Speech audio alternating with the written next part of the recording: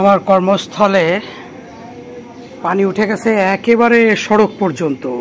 যে দেখছেন সড়ক সুই সুই, অর্থাৎ মেরু অঞ্চলের বরফ যে গলে যাচ্ছে এবং এই বরফ গলা কারণ হচ্ছে গিয়ে তাপমাত্রা বৃদ্ধি পাচ্ছে। ভূপৃষ্ঠের তাপমাত্রা, বায়ুমণ্ডলের তাপমাত্রা বৃদ্ধি পাচ্ছে। তার কারণ হচ্ছে গিয়ে বৃক্ষ কমে যাওয়া, প্রচুর পরিমাণে নগরায়ন, শিল্পায়ন, বায়ু দূষণ এর কারণে। ইতিমধ্যেই খুলনা কিন্তু প্রায় 3 ফুটের মতো খুলনার সড়কগুলো উঁচু করা হয়েছে, ড্রেনেজ ব্যবস্থা উঁচু করা হয়েছে শুধুমাত্র শহরের ভিতরে পানি ঢুকে যাওয়ার কারণে। এবং খুলনা শহরের যে রূপসা নদীর পাড় দিয়ে বেড়িবাঁধ সড়কটি, সেটিও কিন্তু বেশ খানিকটা প্রায় 3 ফুটের মতো উঁচু করা হয়েছে গত বছর। এই পানি বাড়ার কারণ হচ্ছে গিয়ে তাপমাত্রা বৃদ্ধির ফলে মেরু অঞ্চলের বরফ গলতে শুরু করেছে এবং বরফ গলে বিশাল বড় বড় আইসবার্গগুলো এবং আপনার অ্যান্টার্কটিকার বরফ, সেই সাথে হিমালয়ের বরফগুলো গলে গলে নিচে নেমে আসছে। এবং নিচে নেমে আসার ফলেই কিন্তু আপনার সমুদ্রপৃষ্ঠের উচ্চতা বৃদ্ধি পাচ্ছে, পানির পরিমাণ বৃদ্ধি পাচ্ছে। আমাদের দক্ষিণাঞ্চল আপনাদেরকে দেখাইছিলাম যে দক্ষিণাঞ্চলের ভিতরে এই লবণ পানি প্রবেশ করেছে। বিশাল একটা অংশ সুন্দরবন উপকূলীয় এবং সমুদ্র উপকূলীয় বরিশাল, ভোলা এই অঞ্চল কিন্তু আস্তে আস্তে ভূমিকে গ্রাস করছে এই সমুদ্রের জল।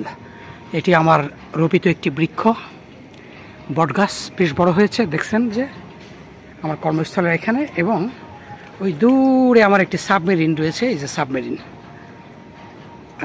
যে সাবমেরিনটা, এটা আমার সাবমেরিন। আমি এখানে এটার দায়িত্বে রয়েছে।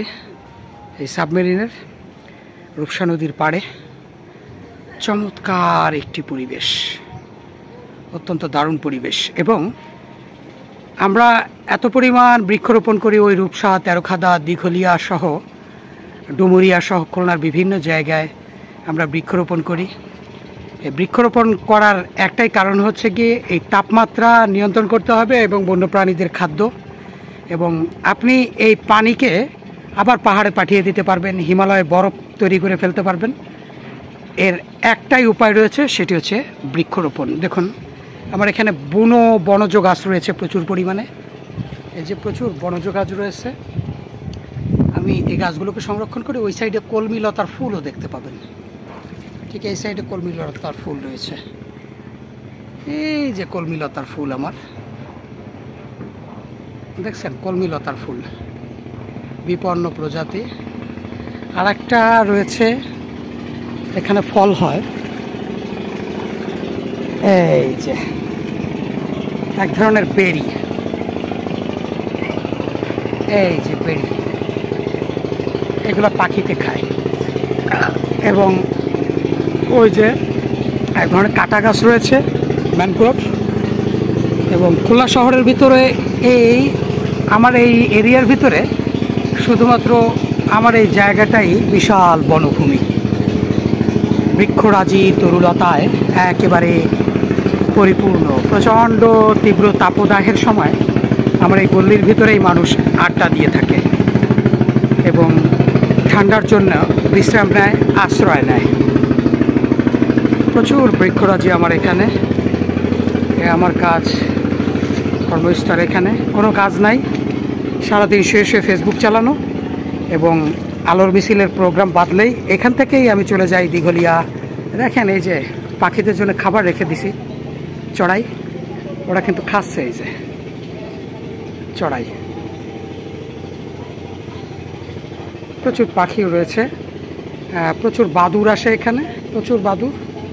এই যে দেখছেন আমার চড়াই, প্রচুর বাদুর এখানে আসে। এবং রয়েছে আরও অনেক প্রজাতির পাখিদের একমাত্র আশ্রয়স্থল, গাছে গাছে পাখিদের বাসা আছে। পাখিরা এখানে বাসা বাঁধে, এখানে প্রজনন করে এবং এখান থেকেই বংশ বিস্তার করে। অর্থাৎ এই জায়গাটা আমার কাছে খুবই আরামদায়ক একটি জায়গা। এখানে প্রচুর বাতাস, গাছের ছায়া, খুব ঠান্ডা। প্রচণ্ড গরমের সময় আমি এখানে আমার বাড়ির থেকে বেশি স্বাচ্ছন্দ্য বোধ করি। প্রচণ্ড আরাম বোধ করি। এখানে বসেই আমি আমার সংগঠন পরিচালনা করি, আমার খুবই ভালো লাগে। সকলকে অসংখ্য ধন্যবাদ। বৃক্ষরোপণ করবেন সবাই।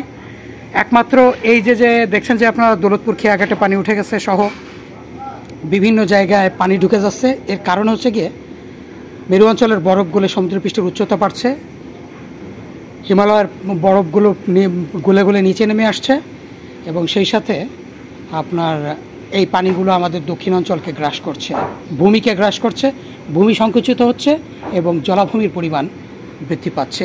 লবণাক্ততা ঢুকে পড়ছে আমাদের সমস্ত জায়গায়, খুব ঝুঁকিপূর্ণ। দেখেন সামান্য আর অল্প একটু পানি হলেই মোটামুটি খুলনা শহর, আর এই যদি 2-3 ফুট রাস্তাটা উঁচু করা না হইতো তাহলে এবছরেই খুলনা শহরের ভিতরেই পানি ঢুকে যেত, প্রচুর পানি ঢুকে গিয়ে খুলনা শহরে একেবারে প্লাবিত হয়ে যেত। সুতরাং বৃক্ষরোপণের কোনো বিকল্প নেই, প্রচুর পরিমাণে বৃক্ষ লাগাইতে হবে, প্রচুর পরিমাণে বৃক্ষ একটি বিপ্লব ঘটিয়ে দিতে হবে। আপনাদের প্রত্যেকের কাছেই আমাদের অনুরোধ, আপনারা সকলে মিলে একটি বৃক্ষ বিপ্লব ঘটিয়ে দিন। আমিন।